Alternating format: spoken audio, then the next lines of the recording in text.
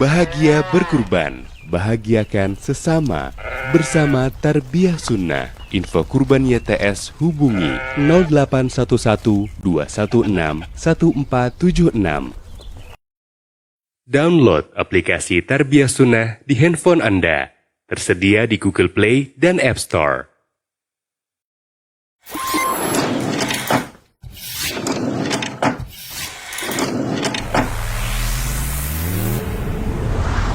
Tarbiyah Sunnah Channel.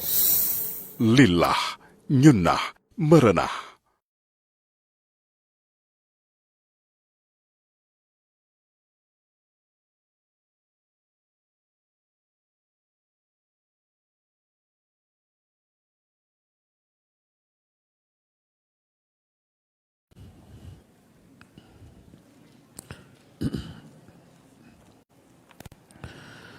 Bismillahirrahmanirrahim.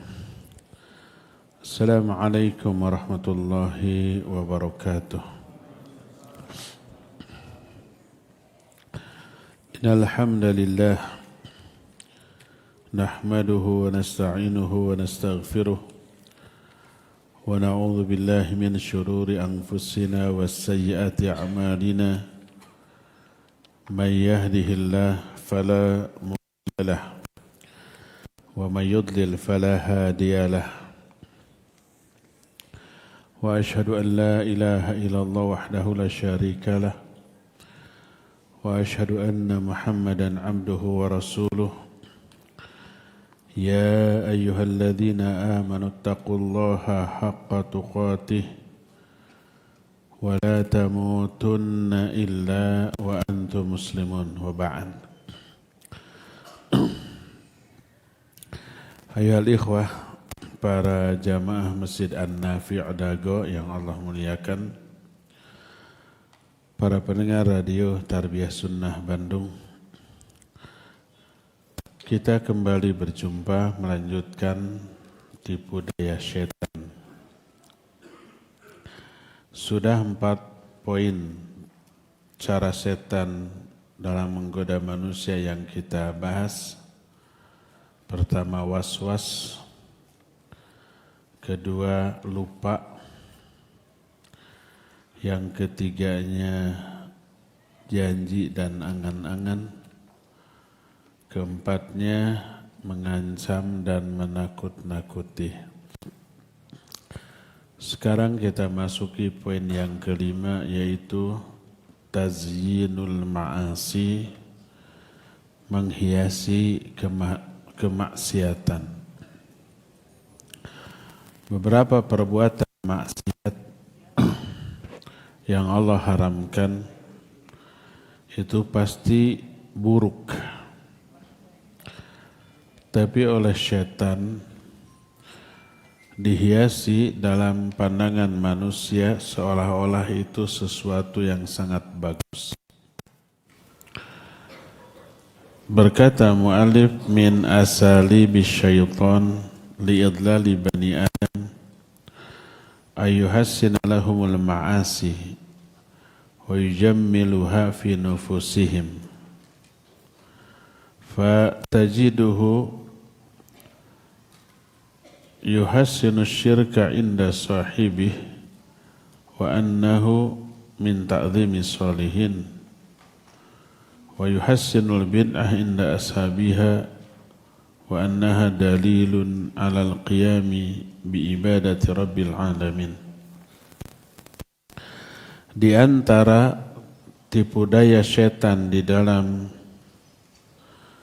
menyesatkan Bani Adam adalah menganggap bagus kemaksiatan dan menganggap indah kemaksiatan tersebut dalam diri-diri manusia.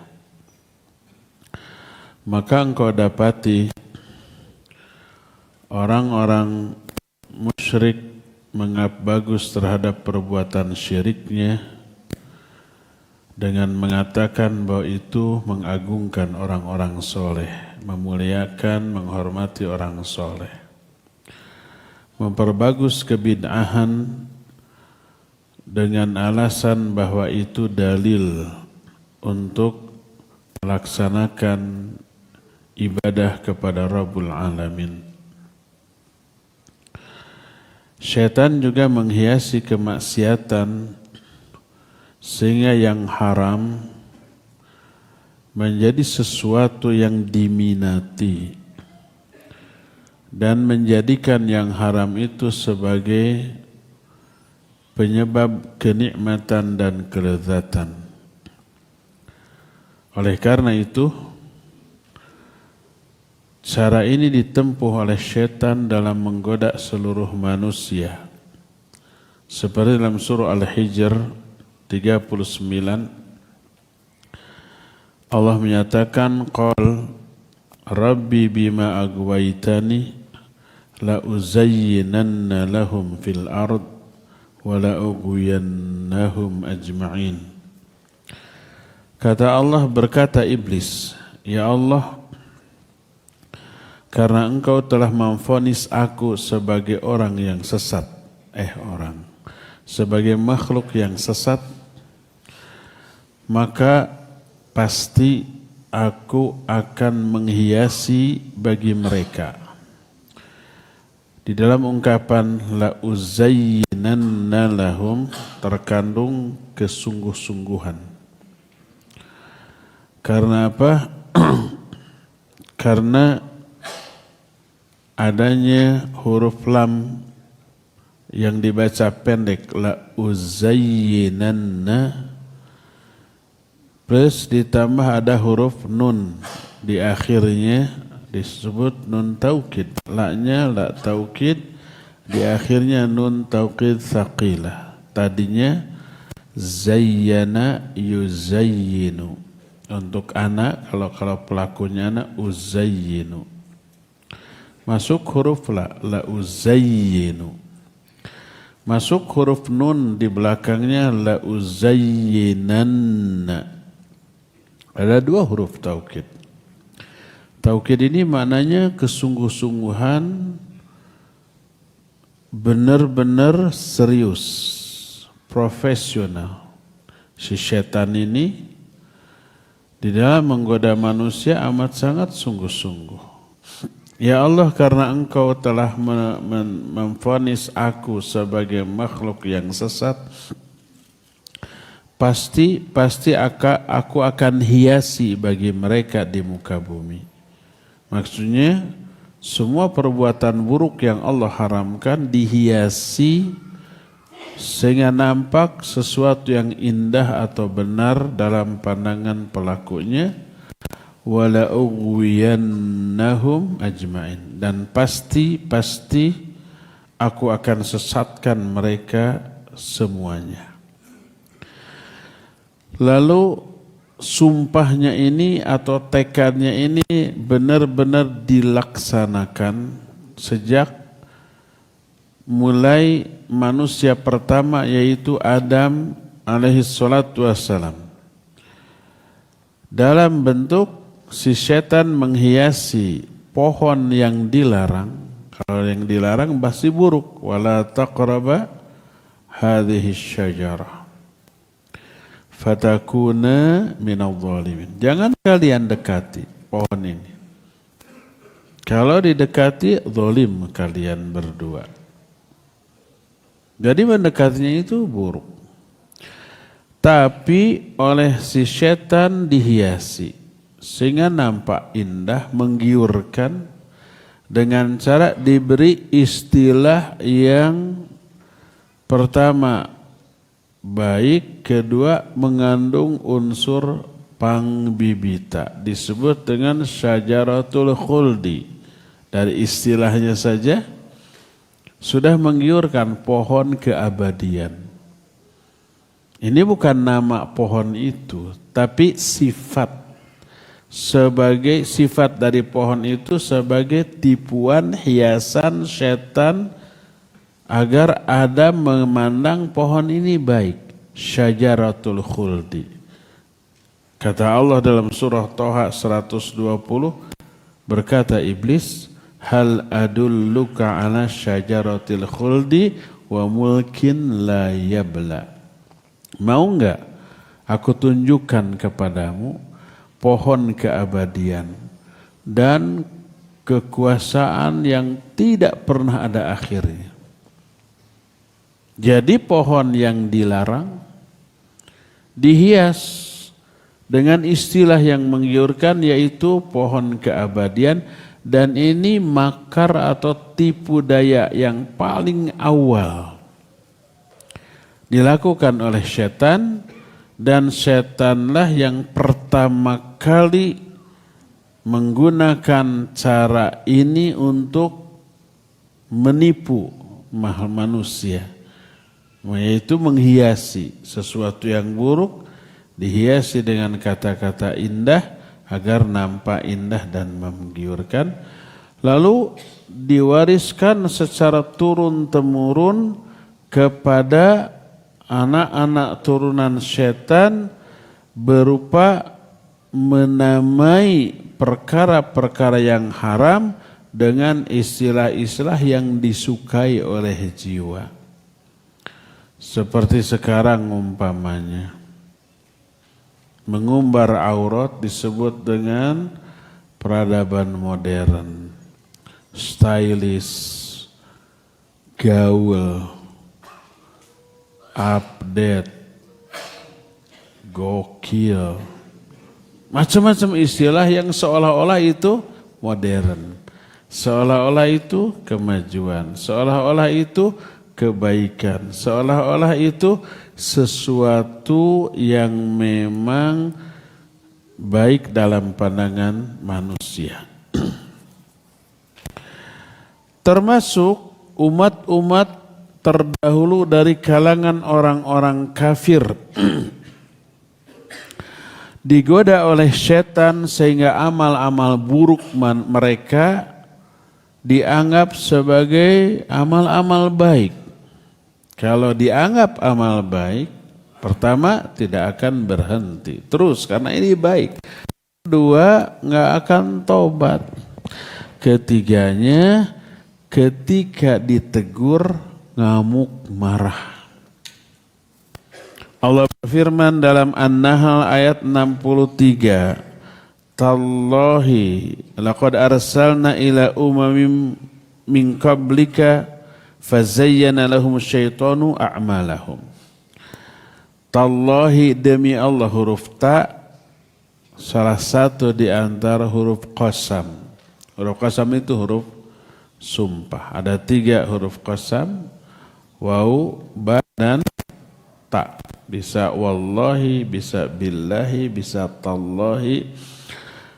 3-tiganya maknanya demi. Wallahi demi Allah, tallahi demi Allah, billahi juga demi Allah. Ini 3 huruf qasam.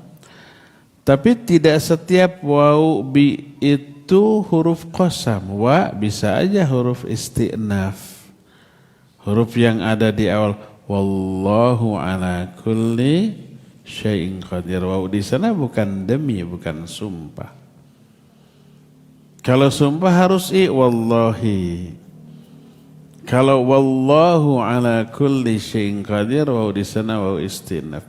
Makanya orang yang pintar ilmu nahwu bisa nipu orang yang enggak ngerti nahwu. Kamu mau sumpah berani? Berani apa sumpah? Wallahu. Nah, wallahu bukan sumpah. Atau wallaha, bukan sumpah. Kalau sumpah harus wallahi.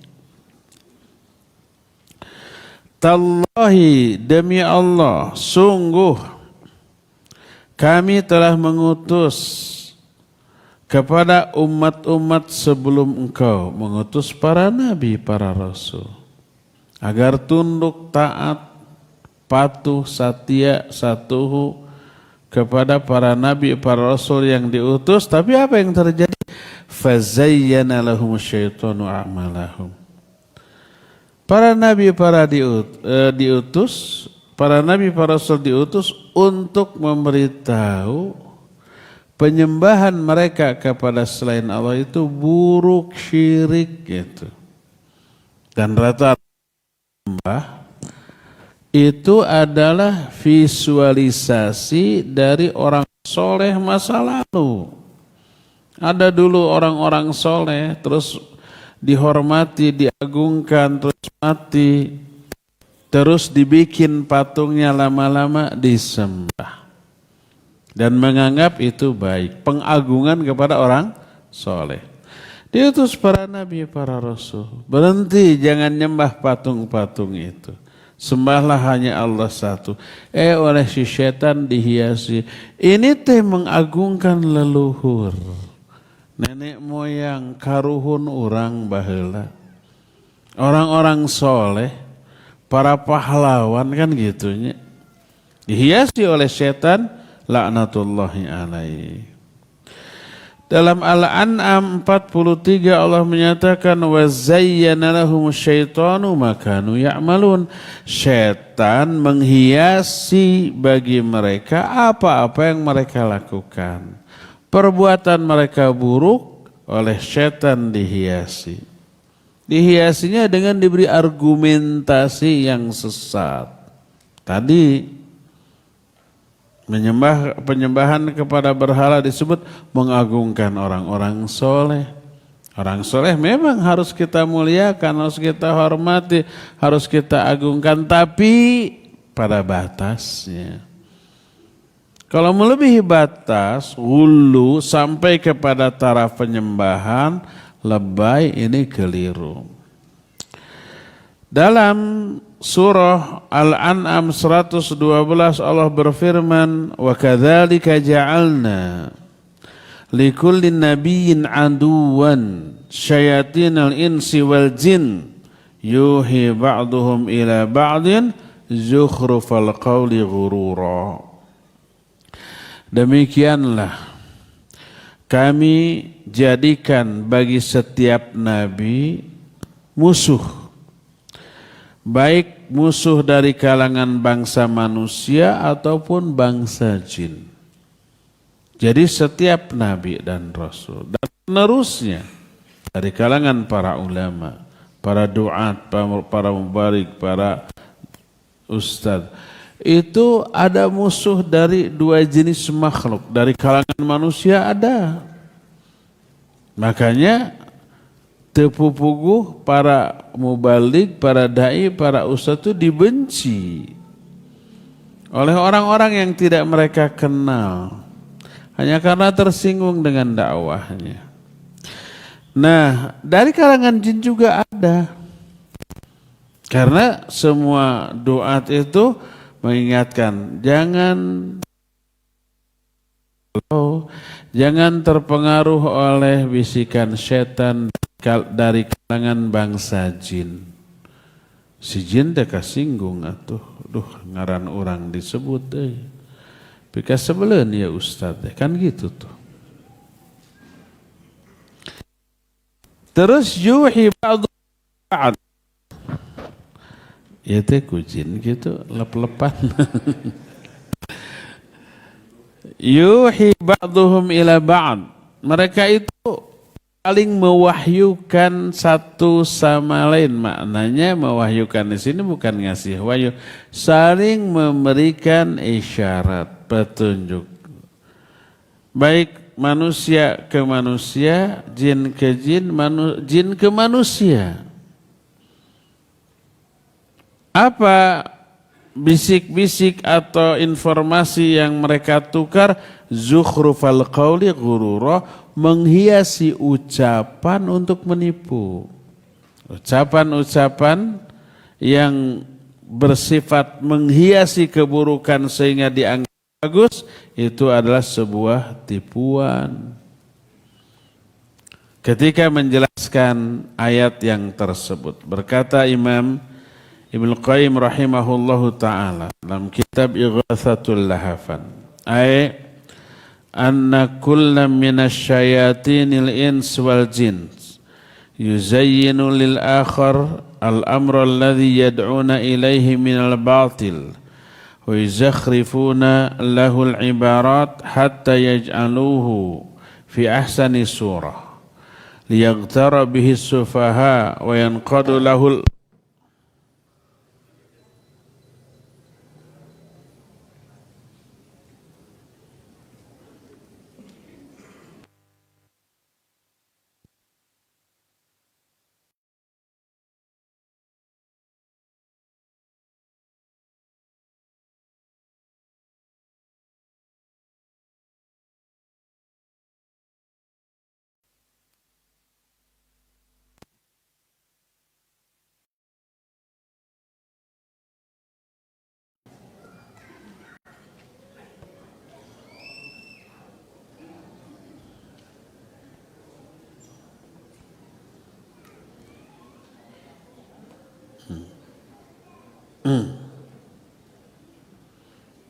Udah mau lep-lepan deh.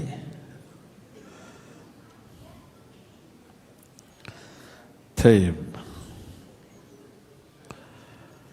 Kita lanjut. Afwan, ada masalah teknis. Berarti yang salah teknisi ya.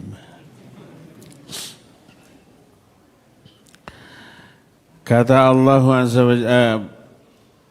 Allah dalam ayat ini, yuhi ba'duhum ila ba'd zukhrufal qawli ghurura.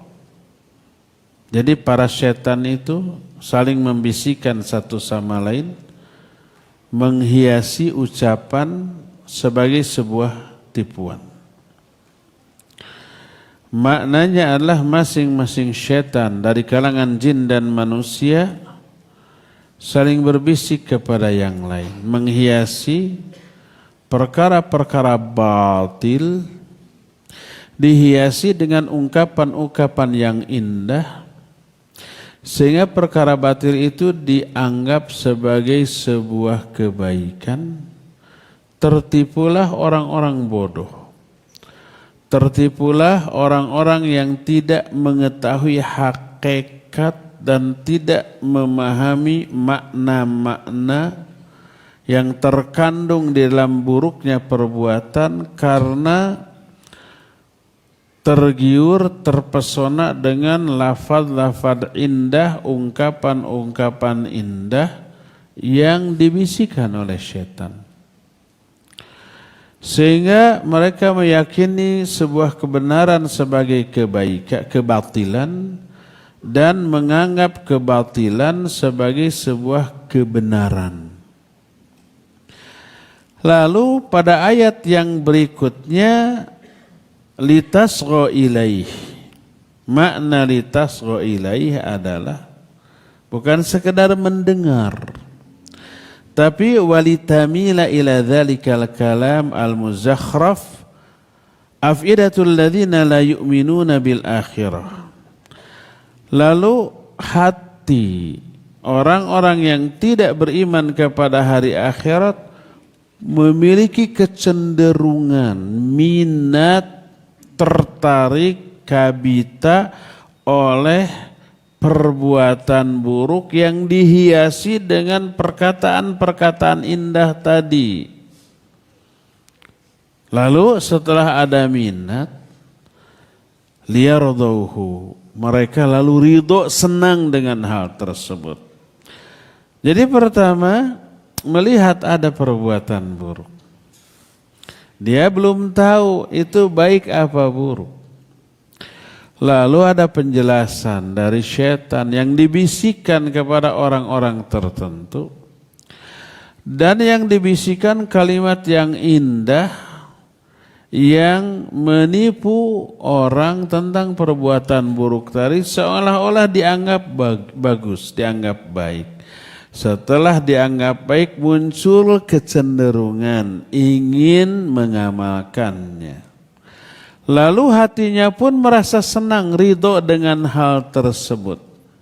Begitulah cara setan la'anahumullah untuk menggoda manusia, sehingga jadilah itu sebagai sebuah keyakinan yang tertancap kuat di dalam jiwanya bahwa keburukan yang Allah haramkan itu merupakan sesuatu yang bagus. Dalam surah Maryam ayat yang ke-83 Allah menyatakan, alam tara anna arsalna syayatina 'alal kafirina ta'uzzuhum azza.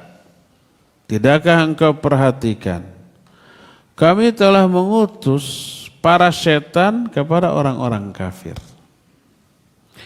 Ta'uzzuhum azza. Orang kafir itu, si setan itu memberi support kepada orang-orang kafir dengan support yang sangat kuat. Dalam bahasa Arab, ta'uzzuhum azza. Azza ini disebutnya masdar atau maf'ul mutlak. Masdar, maf'ul mutlak adalah masdar yang dibentuk dari fiil yang ada di awal kalimat untuk memberi makna benar-benar sungguh-sungguh. Seperti ana ajlisu alal kursi julusan. Saya duduk di atas kursi julusan dengan sebenar-benarnya, duduk benar, bukan hanya basa-basi baso. Nah, julusan diambil dari kata ajlisu. Ijlisu julusan. Duduk kamu dengan sebenarnya sebaik-baiknya. Julusan itu disebut maf'ul mutlak. Maf'ul mutlak adalah masdar yang diambil dari fi'il yang ada di awal. Dan itu memberikan kesungguh-sungguhan maknanya. Nah, dalam ayat ini ta'uzzuhum azza, syaitan memberi support kepada si orang-orang kafir azza dengan support yang sungguh-sungguh. Maknanya ay tuz'ijuhum wa tuharrikuhum ilal ma'asi wa tu'ajjiluhum ilaiha. Maknanya syaitan itu memberi dorongan, menggerakkan hati mereka untuk cenderung kepada maksiat dan bersegera melakukan kemaksiatan itu. Jadi setiap taraf support atau motivasi dorongan itu dilakukan secara detail dan sungguh-sungguh oleh syaitan. Sehingga manusia amat sangat susah menghindari godaan syaitan tersebut. Di antara umat-umat terdahulu yang tergoda oleh syaitan dalam bentuk dihiasi perbuatan buruk mereka sehingga dianggap sebagai sebuah kebaikan oleh mereka. Karena dianggap baik pas ada Nabi Rasul yang diutus, hentikan perbuatan itu, mereka ngamuk. Ini baik.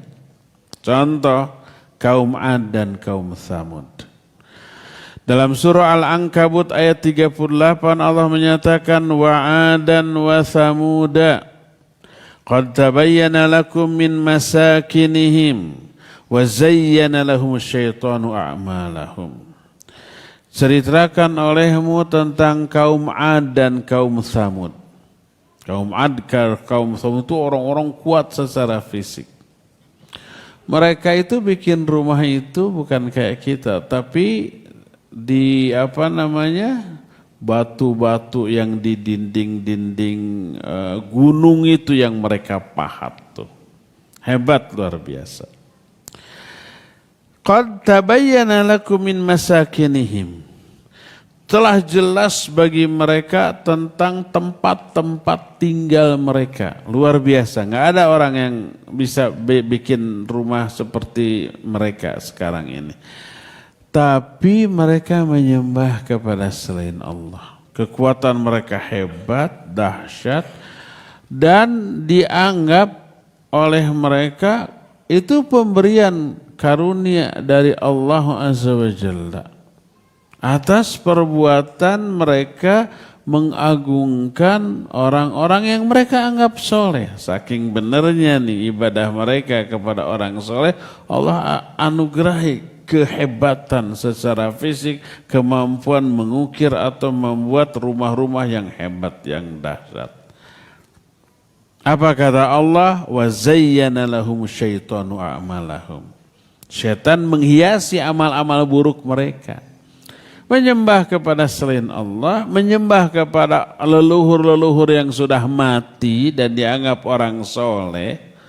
Dan itu pengagungan terhadap leluhur atau orang soleh, dan itu dianggap baik. Begitulah cara setan menggoda mereka. Ini yang pertama. Kedua, kaum Saba. Kaum Saba itu menyembahnya kepada matahari dan bintang. Dan itu dianggap baik dan benar oleh setan. Dan dibisikkan ke dalam hati kaum Saba. Kenapa? Matahari itu sumber kehidupan. Seluruh makhluk hidup tergantung kepada matahari. Tidak hanya manusia, binatang. Apalagi sekarang kita membuktikan isi kandungan dari sinar mataharinya. Ada ultraviolet, ada panasnya, macam-macam itu menyebabkan adanya proses asimilasi.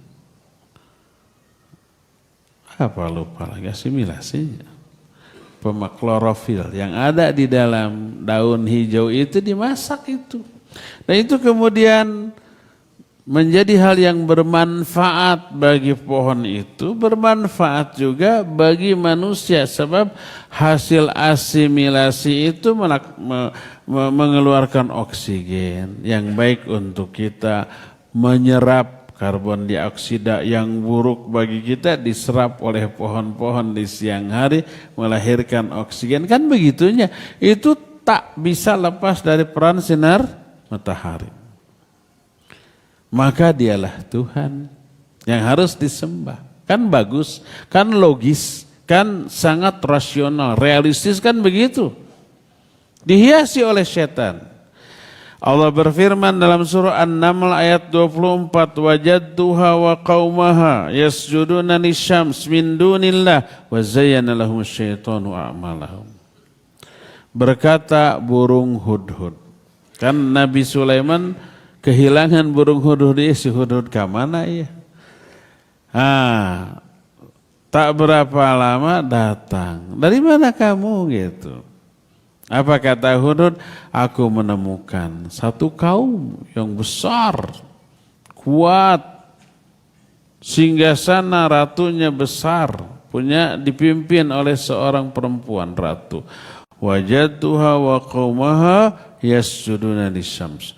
Aku temukan si ratu ini dan kaumnya sujudnya kepada matahari.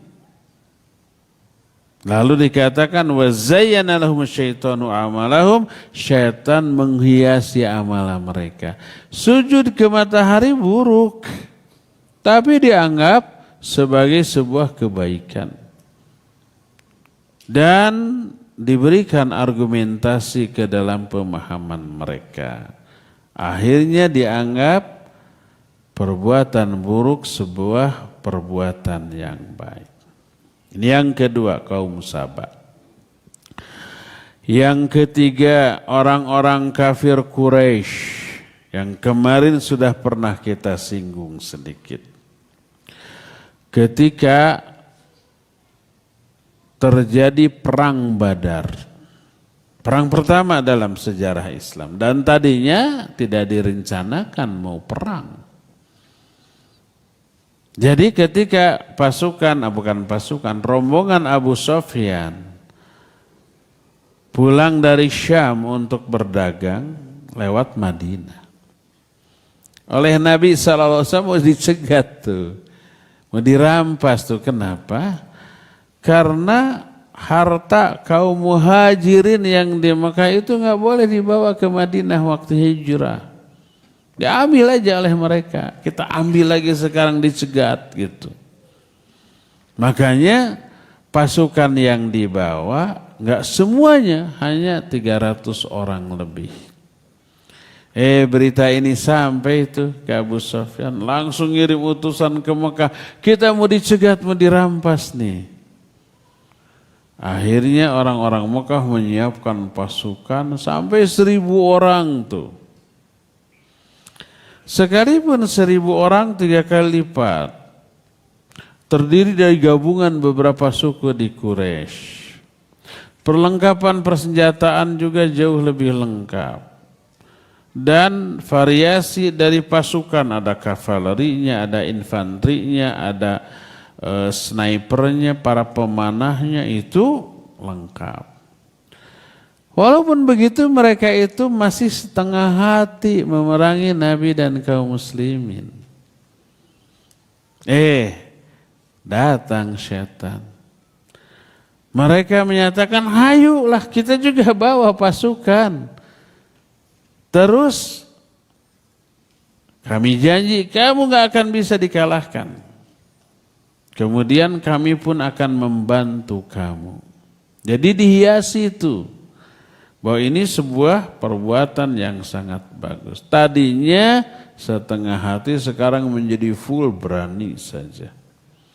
Allah jelaskan dalam Al-Quran surah Al-Anfal. Ayat yang ke-48. Wa idh zayyana lahum syaitanu a'malahum. Wa qala la ghaliba lakumul yawma min nas wa inni jarul lakum. Kata Allah, ingat ketika syaitan menghiasi amal-amal orang-orang musyrik. Dengan cara apa? La ghaliba lakumul yawma minan nas. Pada hari ini kamu gak akan ada yang bisa mengalahkan. Wa inni jarulakum, aku dukung kalian, aku juga bawa pasukan. Setan waktu itu membawa pasukan. Terlihat oleh orang kafir. Sehingga kumaha rupana kayak manusia aja.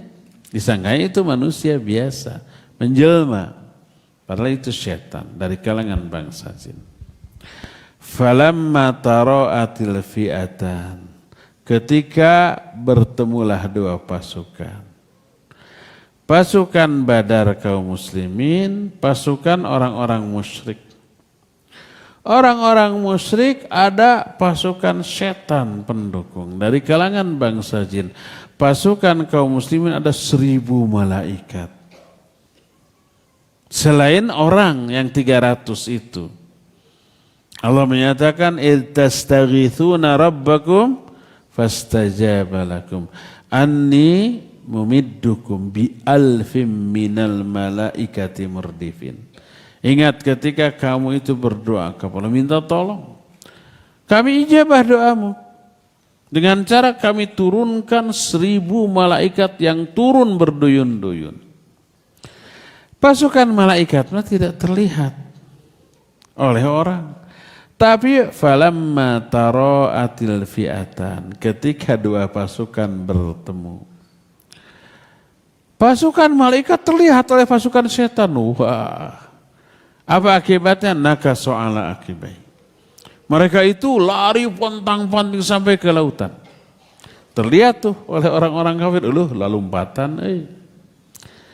Lalu berkata, inni bari'um minkum, kata si iblis. Kepada orang-orang kafir. Orang kafir dikadalin juga oleh si iblis ini. Inni bari'um minkum. Aku berlepas diri dari kalian. Inni ara ma la tarawun. Aku melihat apa yang tidak kalian lihat. Maksudnya pasukan malaikat. Inni akhafullaha rabbal alamin. Aku pun takut kepada Allah Azza wa Jalla. Apa akibatnya? Downlah mental orang-orang kafir melihat si setan yang tadinya mensupport, mendorong untuk terus maju. Malah kabur. Dan yang terjadi mereka mengalami kekalahan. Ini yang ketiga, orang-orang kafir Quraisy pun dikadalin oleh si setan. Dengan cara dihiasi itu. Semangat mereka yang tadi cuma setengah hati disupport sampai 100%. Setelah 100% mereka sedih kabur. Ya. Termasuk apa yang Allah jelaskan dalam surah Fussilat 25. Allah menyatakan wa qayyadna lahum qurana fazayyanu lahum ma baina aydihim wa ma khalfahum. Kata Allah, kami tetapkan bagi mereka qurana. Qurana itu qarin, bahasa kitanya jadi kroni. Teman dekat dari kalangan setan. Masing-masing kita ada qarin dari dua makhluk. Qarin dari jin, qarin dari malaikat. Ma ahadum minkum illa wukila ilaihi qarinu minal jin wa qarinu minal malaikah. Tak ada seorang pun di antara kalian kecuali dikirim satu qarin bangsa jin, satu qarin bangsa malaikat. Setiap kita begitu. Saya juga ada jin qarinnya. Ada juga malaikat qarinnya. Malaikat qarin membisikkan kebaikan. Jin qarin membisikkan keburukan. Mana yang kita akan turuti sangat tergantung kondisi iman kita. Kalau imannya lagi naik, yang diturut adalah bisikan malaikat qarin. Kalau lagi degradasi, lagi turun, lagi futur, yang akan diturut siapa? Bisikan jin qarin. Begitulah terus. Kata Allah Azza wa Jalla, wa qayyadna lahum qurana, kami tetapkan bagi mereka qarin-qarin. Fazayyanu lahum ma baina aydihim wa ma khalfahum. Lalu si jin qarin ini, syaitan qarin menghiasi bagi mereka apa yang ada di depan mereka dan apa yang ada di belakang mereka. Apa maknanya? Berkata Imam Ibnu Katsir dalam kitab tafsirnya, ay qayyadna lahum min syayatinil ins wal jin fazayyanu lahum ma baina aydihim min umurid dunya wa ma khalfahum min umuril akhirah aw ma baina aydihim ma amiluhu wa ma khalfahum ma azamuhu ala amalih. Maknanya, kami tetapkan bagi mereka setan-setan baik bangsa jin maupun bangsa manusia. Kita punya qarin bangsa manusia. Siapa qarin kita? Kita yang memilih. Sahabat dekat kita, teman-teman dekat kita. Kita yang memilih itu. Dan kita harus memilih berdasarkan agamanya. Kata Nabi SAW, al-mar'u ala dini khalili. Falyandur ahadukum mayyukhalil. Seseorang agama itu akan dipengaruhi oleh agama kawannya.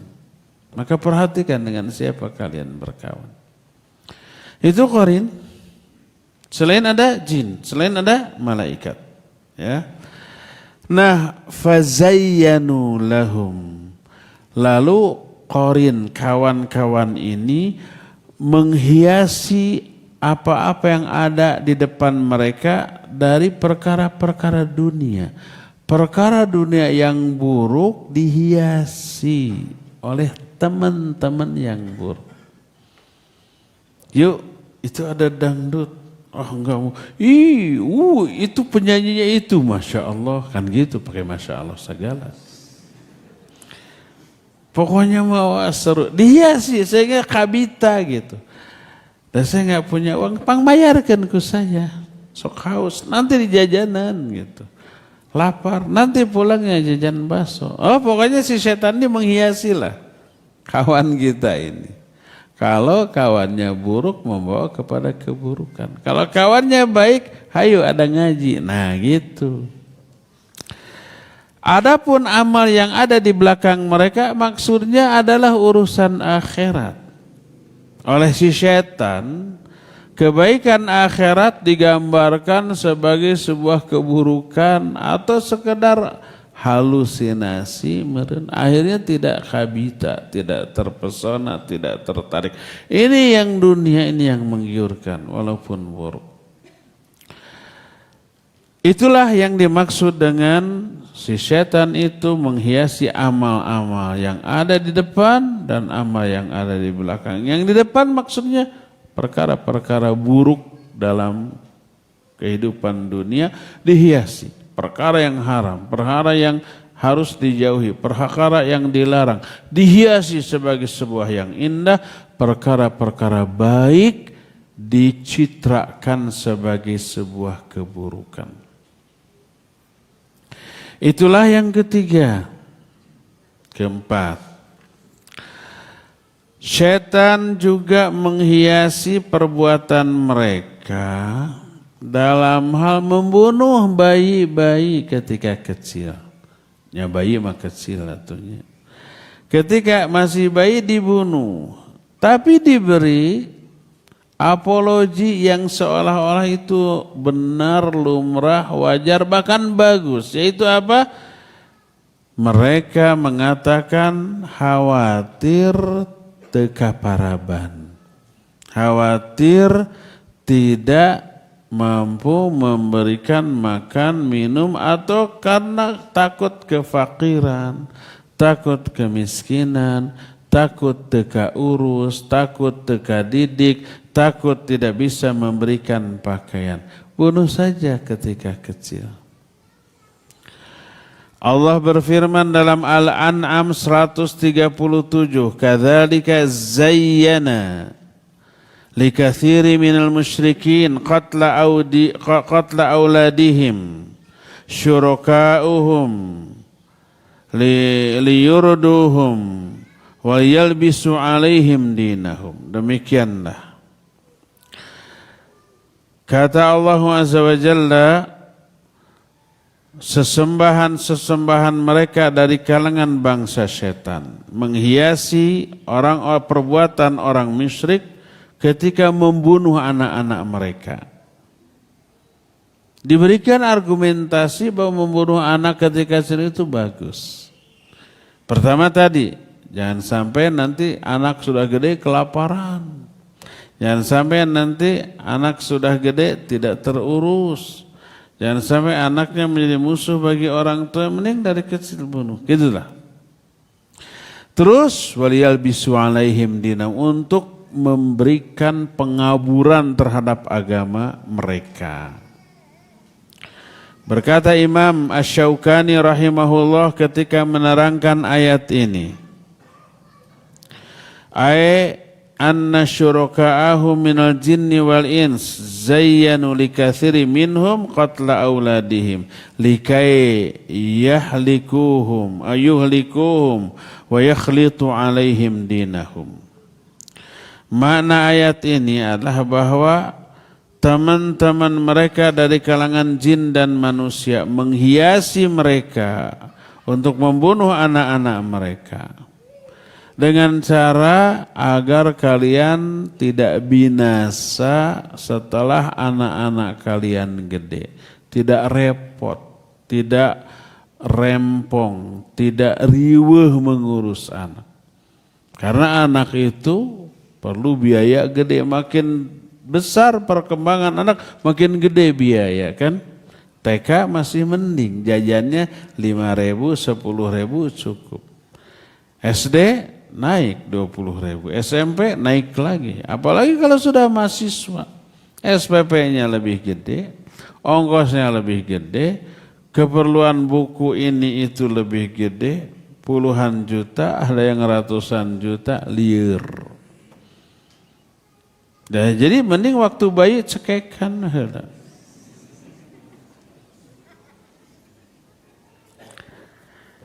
Keempat, orang-orang murtad yang keluar dari Islam dihiasi kemurtadannya dengan argumentasi yang menganggap murtad itu sesuatu yang bagus. Kalau jadi muslim terbelenggu loh. Bergaul nggak bisa bebas, pakaian juga tidak bisa membuka aurat, padahal tubuh kita indah. Kulitnya halus mulus, bodinya seperti gitar Spanyol. Saya belum pernah lihat gitar Spanyol. Pokoknya seksi banget katanya. Kalau itu ditutup, mubadir. Innal mubaddirina kanu ikhwanas syayatin. Itu diberikan argumentasi seperti itu. Allah berfirman dalam surah Muhammad ayat 25, innal ladzina irtaddu ala adbarihim min ba'di ma tabayyana lahumul huda asyaitanu sawwal lahum wa amla lahum. Sesungguhnya orang-orang yang murtad mundur kembali ke belakang setelah jelas bagi mereka petunjuk, syaitan menipu mereka dan memanjangkan angan-angan mereka.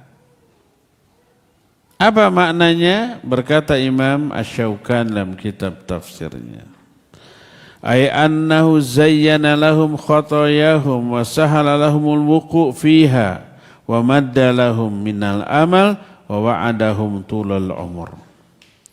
Maknanya syaitan menghiasi kesalahan-kesalahan mereka. Kesalahannya dihias sehingga dianggap kebaikan.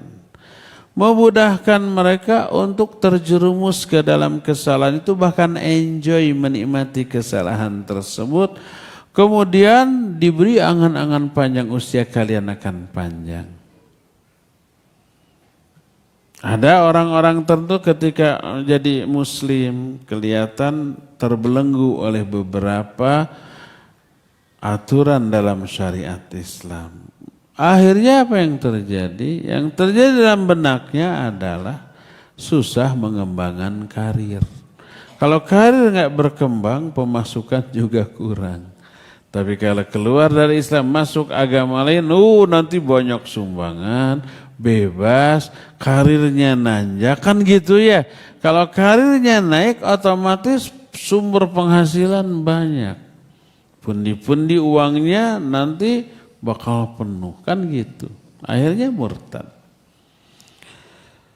Betapa baiknya, bagusnya apa yang dikemukakan oleh Imam Ibnu Qayyim rahimahullahu ta'ala. Beliau menjelaskan ini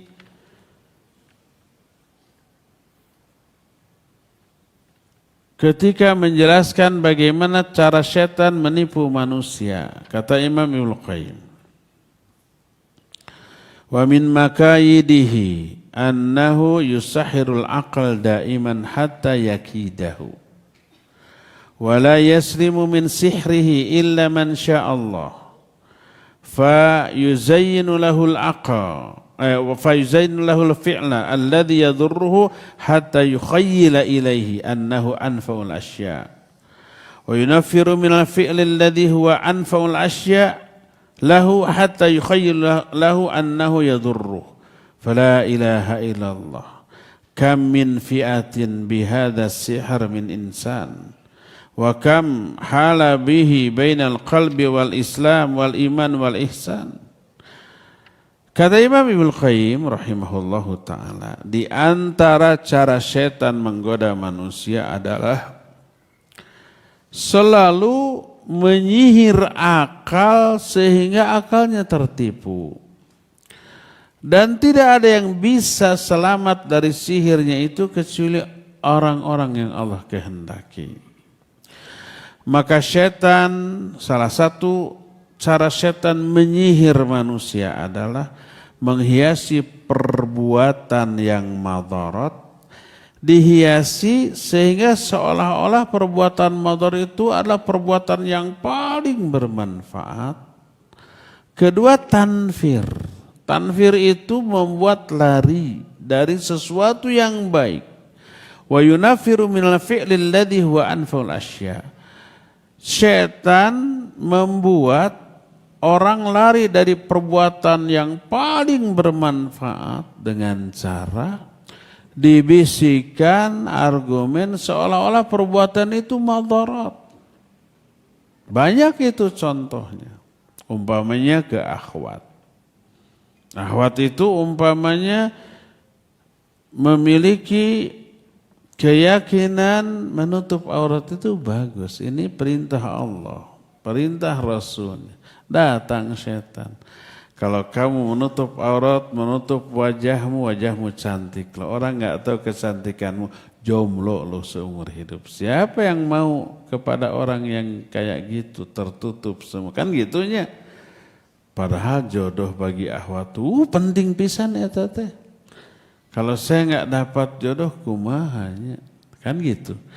Menutup aurat yang bagus dianggap madarat. Kedua, rambut tuh perlu nafas, perlu sinar matahari. Kalau ditutup nggak dapat sinar matahari, engapeun tah rambut teu bisa nafas. Kalau ketutup sama kerudung, perlu oksigen, perlu udara segar, perlu tiupan angin, kan gitunya. Perlu terpaan sinar matahari. Buka kerudung. Kerudung itu buruk. Ada yang begitu?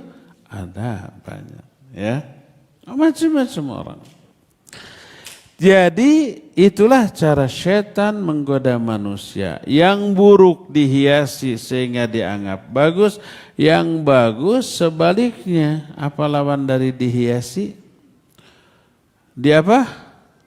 Dijelek-jelekan. Dianggap itu sebagai sebuah kejelekan. La ilaha illallah. Betapa besarnya fitnah yang terjadi muncul akibat sihir setan kepada manusia ini, dan betapa banyaknya manusia yang hatinya terhalang dari Islam, dari iman dan dari ihsan. Betapa banyaknya kebatilan yang dianggap hak, dianggap baik oleh manusia. Dan sebaliknya betapa banyaknya kebaikan yang dianggap buruk oleh manusia. Dan itu adalah salah satu bukti bahwa setan menghiasi keburukan sehingga nampak baik dan memburukkan kebaikan sehingga tampak jelek. Poin terakhir. Wa min tazinihi annahu hassana li ahli bid'ahum hatta raghabu 'anis sunnah. Wa hassana li ahli nifaqahum hatta raghabu 'anil iman. Wa hassana li ahli ma'asiyahum bi ismil hurriyah fasammul lati hiya umul khaba'ith asy-syarab ar-ruhi wa sammul 'ishq wa buyutil jinan al-hurriyah.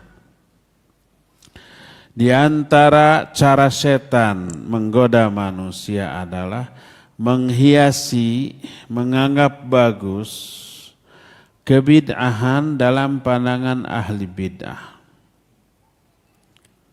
Sehingga mereka benci kepada sunnah. Menganggap bagus kemunafikan dalam pandangan orang-orang munafik sehingga mereka membenci iman. Caranya bagaimana? Ahlul bid'ah menganggap baik kepada kebid'ahannya.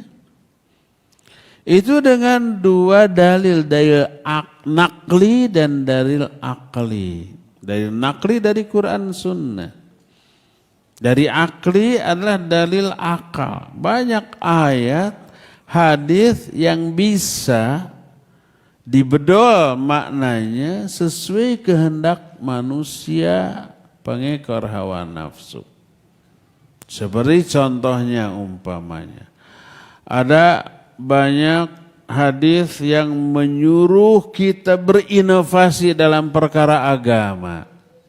Seperti umpamanya man sanna sunnatan hasanatan.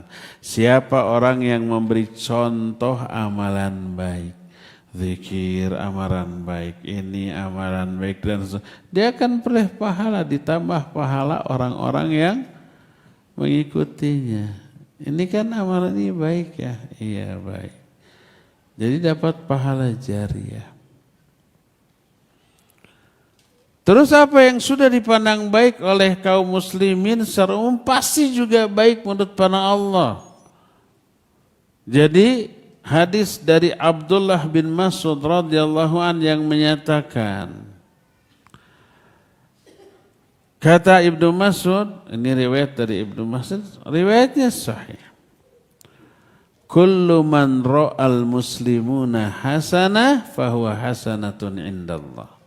Semua hal yang dianggap baik oleh kaum muslimin pasti baik juga menurut Allah.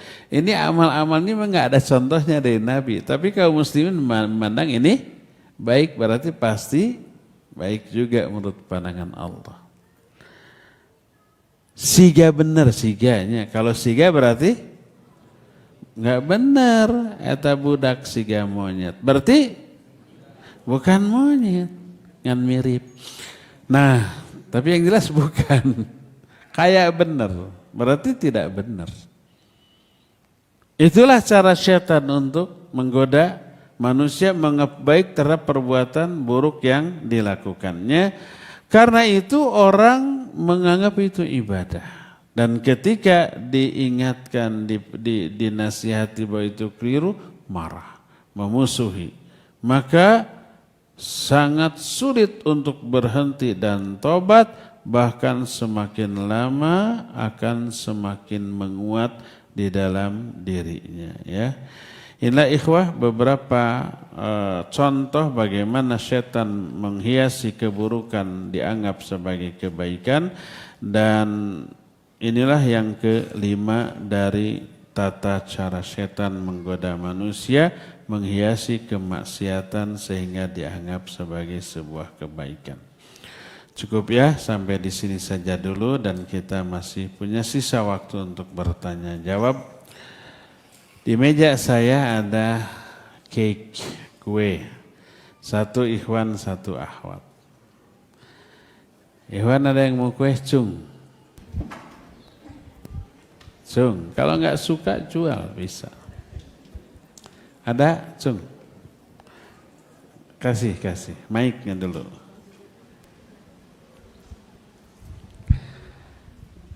Siapa namanya Pak? Agus, Pak Ustaz. Pak Agus. Pak Agus, sebutkan 2 saja di antara cara setan menipu manusia. Sudah 5 yang kita jelaskan, 2. Assalamualaikum warahmatullahi wabarakatuh. Waalaikumsalam warahmatullahi wabarakatuh. Dengan cara yang haram dibikin seolah-olah bagus itu Ustaz. Apa tadi namanya istilahnya? Menghiasi. Menghiasi. 2. 2. Mengiming-imingkan apa yang kayak apa? Kemudorotan gitu, yang seolah-olah jadi mudorot yang padahal itu sebenarnya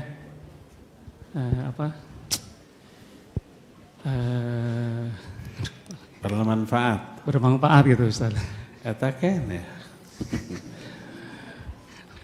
Kajian sebelumnya hadir nggak?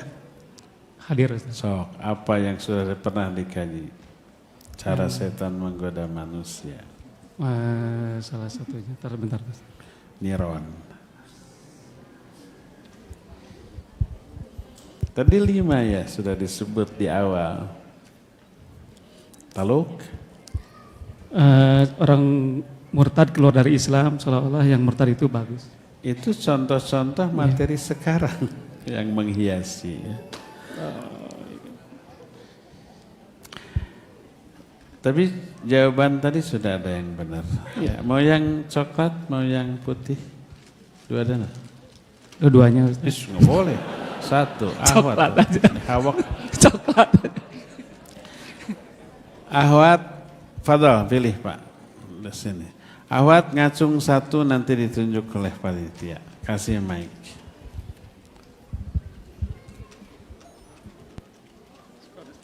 Afwan. Ada?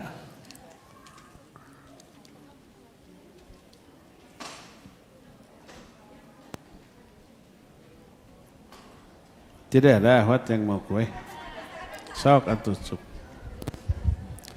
Lengle talangke hararese kudu diteke. Assalamualaikum. Waalaikumsalam warahmatullahi wabarakatuh. Ya, ahwat, sebutkan 4 lagi cara setan menggoda manusia. Lupa, yang kedua, yang ketiga, memberikan janji dan angan-angan. Yang keempat, memberi ancaman dan menakut-nakuti. Yang kelima, menghiasi kemaksiatan. Oh, was-was, udah tadi yang kedua. Was-was, ya barakallah. Alhamdulillah, terima kasih. Jazakallah. Ya, sama-sama. Ya. Pertanyaan Afan, bagaimana pandangan Ustadz tentang Ustadz Salafi yang mengerokok atau vape? Apakah ilmunya kita ambil? Enggak boleh. Tambah lama kelihatan tambah jauh dari kebenaran. Sehingga ngaji berbayar lebih buruk daripada mabuk minum khamr, naudzubillah, ya. Ngacapruk. Syekh Al-Fauzan hafizahullah ditanya, boleh nggak seorang perokok jadi imam sholat karena dia hafal Quran dan bagus bacaannya? Apa beliau bilang? Tidak boleh. Karena nanti pertama orang akan menghormati imam itu dalam keseluruhan lalu benar terhadap perbuatan rokoknya. Akhirnya ikut merokok. Padahal dia hafid dan tidak mengajar. Hanya menjadi imam. Apalagi yang mengajar, ustaz. Pengaruhnya lebih besar daripada sekedar imam. ya, maka tidak boleh diambil. Ketika diingatkan, bukannya malu, bukannya tobat, bukannya berhenti, malah sowot segitu loh.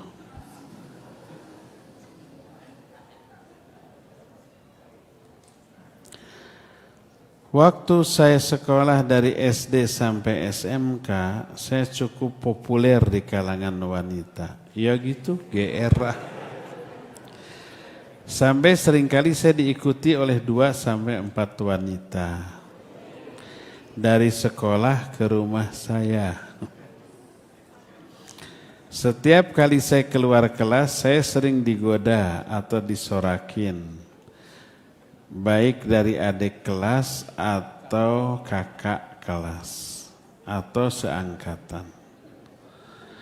Alhamdulillah Allah menjaga saya untuk tidak pernah berzina dan tidak pernah pacaran. Dengan niat atau harapan Allah mentakdirkan saya dengan seorang istri yang juga tidak pernah berzina dan pacaran. Tapi untuk menjaga hal itu saya sering sekali membuat wanita-wanita sakit hati. Untuk menolak ajakan mereka untuk pacaran atau berzina dengan menyebut mereka pelacur atau kata yang tidak baik lainnya. Agar mereka menjauhi saya dan terkadang sebagian wanita masih mengganggu saya. Sehingga saya berbuat zalim dengan lisan saya agar mereka membenci saya dan terbebas dari zina. Pertanyaan,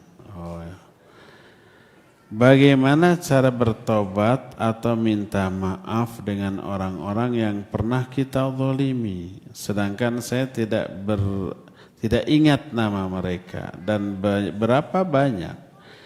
Dan saya tidak memiliki cara untuk menghubungi mereka. Penasaran siapa ini? Seganteng apa dia?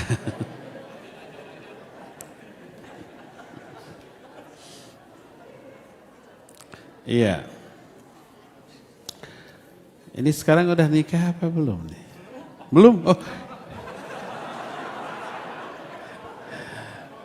Belum. Jomblo atuh. Taib, alhamdulillah itu bagus. Masa muda, masa yang banyak fitnah dan godaan, masa yang harus tahan banting ya. Iya. Pertama, menjauhi para wanita benar bagus. Walaupun banyak digoda, cuma ada isyarat. Kenapa wanita itu berani menggoda? Kalau kita tidak layak untuk digoda. Walaupun umpamanya ganteng, favorit, tapi kalau sikap kita tegas mah sarieun atuh. Segen, jangankan menggoda gitu ya. Umpamanya ada perempuan yang pakai lekbong juga ya. Kelek katembong. Dekat dengan kita langsung dibedolan atuh. Atau langsung ditutup gitu, karena segen, karena malu. Mungkin kitanya centil, sehingga perempuan itu berani mendekati kita dan menggoda kita. Tapi kalau kita menunjukkan sikap yang tegas, yang loyal terhadap agama, yang komitmen terhadap keyakinan kita, mereka segan. Jangankan menggoda, bertemu dari kejauhan aja menghindar karena malu ya. Nah itu. Kedua, tadi disebutkan menolak semua ajakan untuk berpacaran apalagi berzina. Bagus. Nah, tapi nggak perlu sampai mengatakan kamu pelacur, nggak boleh.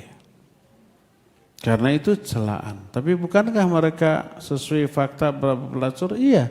Tapi mengatakan lafaz atau sebutan buruk yang sesuai dengan keadaan dia itu mencela, itu sukhriyah. Nggak boleh umpah kepada orang yang pincang, hei pincang, nggak boleh. Orang yang hitam, hei hitam, nggak boleh. Walaupun kenyataannya begitu, tapi itulah yang disebut celaan. Kalau celaan sesuai fakta, sesuai dengan realita. Kalau nggak sesuai realita, namanya buhtan, dan itu lebih gede dosanya, ya. Bahasa kitanya fitnah gitu. Ya, dia betul pelacur, tapi nggak boleh dikatakan seperti itu, karena itu celaan, ya. Apa yang harus kita lakukan kalau sekarang kita sadar salah? Kalau ada orangnya hubungi, bukan untuk digoda lagi, minta maaf. Dulu saya sudah kebablasan nyebut pelacur dan semua dimaafkan. Yang kedua, kalau tidak bisa dihubungi ya sudah, kita doakan kebaikan bagi orang tersebut. Jadi setiap kezaliman yang pernah kita lakukan baru disadari sekarang, dan ketika meminta maaf orang yang sudah tidak ada, mungkin sudah mati atau ada tapi entah di mana, sudah doakan kebaikan bagi orang tersebut, ya. Ibu Ana menderita sakit depresi dan suami keberatan karena faktor ekonomi kami dan saudara ada 6 orang yang mampu. Tapi saudara lain tidak ada yang mau dan ibu juga hanya mau dengan anak. Apa Ana berdosa menentang suami dan tetap membawa ibu yang saat ini sudah 20 tahun bersama kami? Ya. Ya sebaiknya anak seperti itu kepada ibu. Balas budi. Dulu kita merepotkan. Sekarang tiba saatnya berbalik. Kita yang ngurus ibu. Tapi kok suami tidak setuju, berbicara baik-baik dengan suami, ya. Mas atau Abi atau Yang atau Bebek gitu.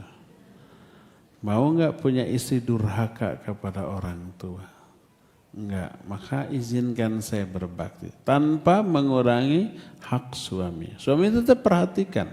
Jangan sampai karena fokus ke ibunya, suaminya terabaikan. Tetap beri porsi yang cukup untuk suami, minta izin untuk bisa mengurus ibunya, ya.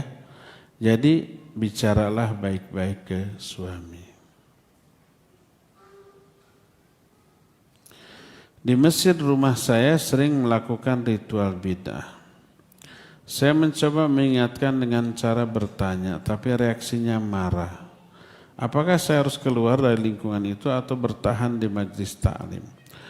Tetaplah sholat di masjid itu. Sholat fardu ini ikhwan, ya, tetap sholat. Jadi makmum, ya. Tapi kalau mereka mengadakan kajian, ya jangan hadir. Tapi sholat berjamaahnya tetap wajib, ya.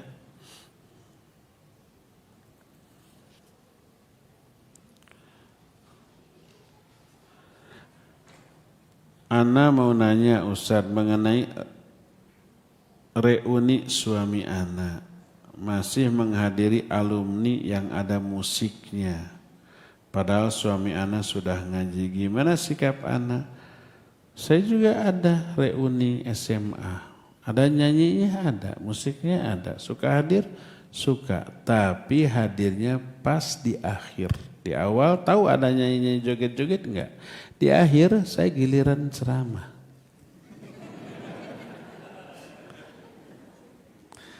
Jadi dari jam 9, jam 10. Nah nanti ba'da dzhur habis makan baru ada tausiah. Saya hadirnya ba'da dzhurnya. Kesempatan. Enggak lama, paling 10-15 menit cukup. Mereka enggak akan kuat sampai setengah jam, apalagi 1 jam. Tapi lumayan, ya. Jadi tidak hadir di awal-awal acara. Ada produsen kain yang curhat karena merasa ditipu oleh yang ngaku akhwat dan memiliki brand syar'i di Bandung. Ahwat ini mengambil bahan dalam jumlah banyak dan minta segera dikirim. Tapi dana tidak ditransfer. Kejadian sudah 2 tahun. Hingga hari ini bahan belum dibayar lebih kurang 60 juta. Bagaimana mengingatkan ahwat tersebut agar ingat akan hutangnya? Masa gitu aja nggak bisa? Ihwat, ahwat, ingat hutang lo, gitu aja sudah, bayar. Karena sebetulnya itu bukan dihutangkan. Seharusnya kain dibayar lunas sebelum dikirim. Karena kepercayaan produsen maka bahan dikirim walau belum menerima bukti transfer. Ahwat sudah sering di WA oleh produsen tapi selalu ingkar dan memberikan alasan. Padahal dia tetap berjualan dan produksi baju syar'i. Terkadang dia memberi bahan ke produsen lain yang memakai nama lain. Tagih saja. Ya, makanya setiap hutang piutang harus ada surat tertulis, tanda tangani, materai, 2 saksi, ditagih nggak ngasih juga, nih suratnya, bisa saya kepolisikan, gitu saja. Jadi sudah sering saya bilang, pertama zalim dia, mutilul ghina zulmun, menunda pembayaran hutang padahal mampu adalah kezaliman. Kedua, orang yang berhutang padahal mampu halal irduhu wa uqubatuhu. Halal nama baiknya, kehormatannya dan hukumannya. Boleh digibahi, boleh dicela, boleh dituntut secara hukum. Kalau sekarang ditahan di penjara, ya.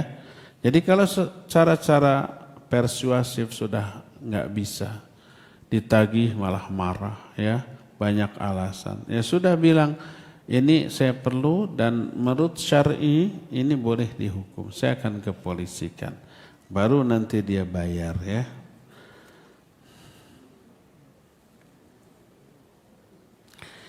Ibu Ana mendapatkan beras dari koperasi. Apa beras tersebut halal, boleh dimakan? Maksudnya mendapatkan tuh hadiah gitu atau dikasih? Kalau memberi hadiah ya boleh, ambil aja. Anas sebagai anak takut beras itu haram karena dapat dari koperasi. Karena ibu anak kemungkinan besar sebagai pengurus koperasi tersebut. Kalau sebagai jatah, pengurus dapat jatah beras, nggak apa-apa, boleh. Apa salahnya dengan koperasi?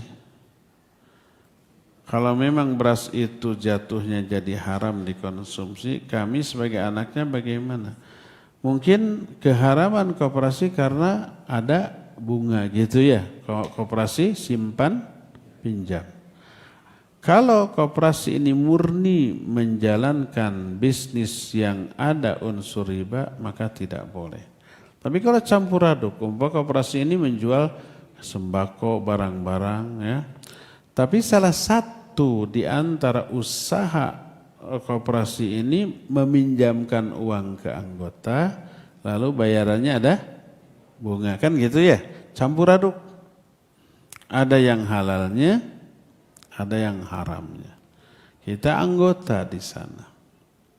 Dan setiap tahun dapat SHU. Namun SHU teh sisa hasil usaha setiap tahun. Diberikan ke kita. Halal apa haram? Yang halalnya halal, yang haramnya haram. Nah, nanti kan si bendahara ketika memberikan SHU ke kita sebagai anggota, dirinci.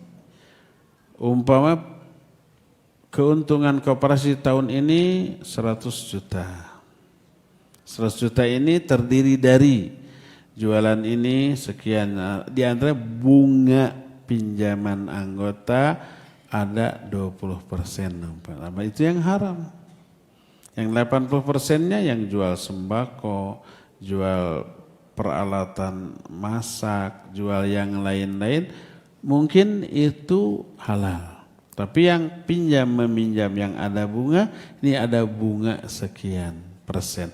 Nah itu haram. Jadi dari keuntungan total yang kita dapat, dilihat rinciannya ada bunga 20%, keluarkan 20% dari yang kita dapat sebagai bunga, salurkan seperti menyalurkan uang bunga, ya. Begitu kalau koperasi tersebut ada unsur bisnis yang mengandung riba.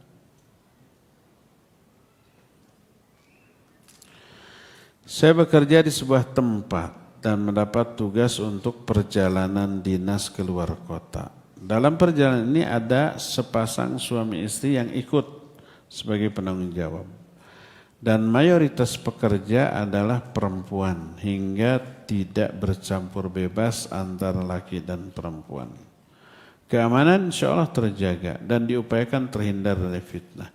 Namun perjalanan ini dilakukan tanpa mahram karena saya belum menikah. Tapi teman saya juga ada yang sudah nikah. Bagaimana hukumnya? Pertama nikahlah, ya. Mungkin di sini ada yang minat, silakan. Kirim CV-nya. Iya, yang jadi masalah ini adalah safar tanpa mahram keluar kota. Ini nggak boleh. Boleh tugasnya boleh keluar kota, tapi dampingi dengan mahram. Mungkin kakaknya, mungkin adiknya, mungkin ayahnya, atau mahram lainnya, ya. Kalau tidak ada mahram, minta izin ke bos, saya tidak bisa safar karena saya perempuan tanpa mahram. Minta tugas lain, silakan tugas keluar kota diberikan ke orang lain, ya. Bisa begitu.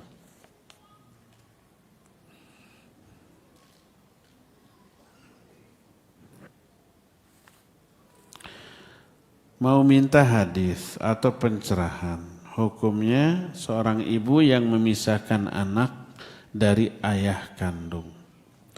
Malahan sampai anaknya sekarang umur 45 tahun masih belum tahu siapa ayahnya karena sudah dipisah dari bayi. Harus bagaimana sikap anak ke ibunya? Ditanyakan sudah tapi tetap diam, enggak mau ngasih tahu.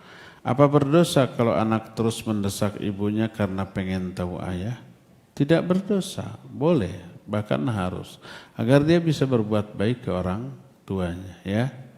Yang dosa ibunya, ini tidak ngasih tahu siapa bapaknya. Boleh bertanya ke ibu dengan cara yang baik, yang santun gitu ya.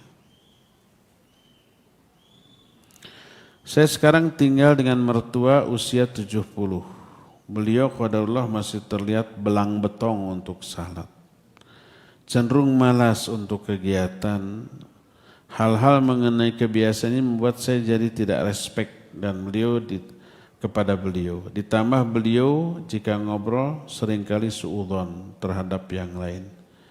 Jadi aura negatifnya ini betul terasa. Mohon nasihatnya untuk saya karena dalam waktu dekat sepertinya belum bisa pindah rumah dari rumah mertua. Sabar, sudah. Gimana deh ya tuh? Semoga Allah berikan kemudahan segera bisa pindah rumah, misah dengan mertua. Jika anak ada urusan di Jeddah selama 3 hari, apakah anak boleh bisa ambil miqat di Jeddah untuk umrohnya? Kalau kita ke sana niat sekalian umroh, maka ambil miqatnya di miqat yang kita lewati. Tergantung kita pakai pesawat apa, lewat mana. Bisa dari Yalamlam, bisa juga tergantung dari mana dia lewat ya. Maka miqatnya di sana. Kalau dari sini sudah meniatkan sekalian umroh. Kecuali kalau kita tidak niat umroh, wah nggak sempat umroh nih, hanya keperluan ke Jeddah saja. Akhirnya kita tidak niat umroh, di Jeddah saja. Rencana 3 hari. Ternyata sehari selesai urusan. Ada waktu 2 hari lagi, ngadadak niat mau umroh. Nah boleh ya. Boleh di sana dia mengambil miqat yang nanti terlewati bagi orang-orang Jeddah ya. Terakhir,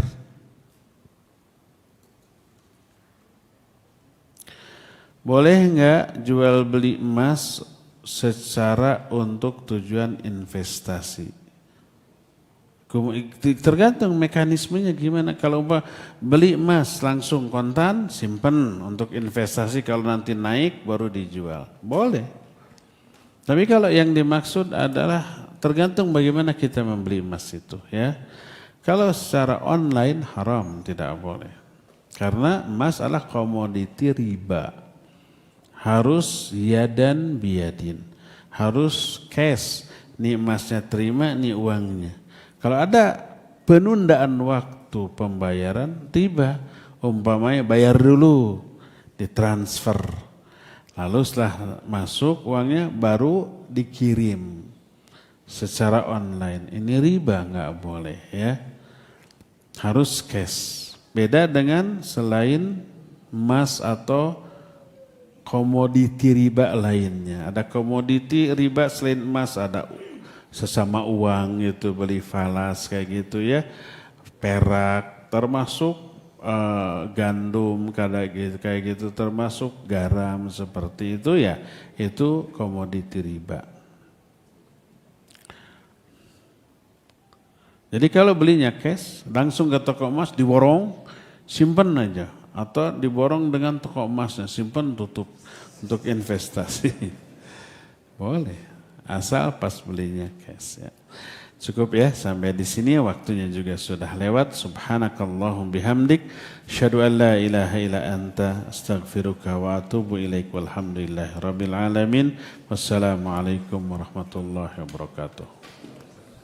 Bahagia berkurban, bahagiakan sesama bersama Tarbiyah Sunnah. Info kurban YTS hubungi 0811 216 1476.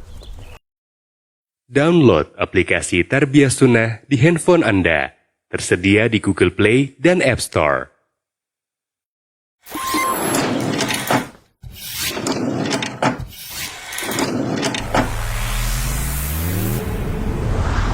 Tarbiyah Sunnah Channel. Lillah, nyunnah, merenah.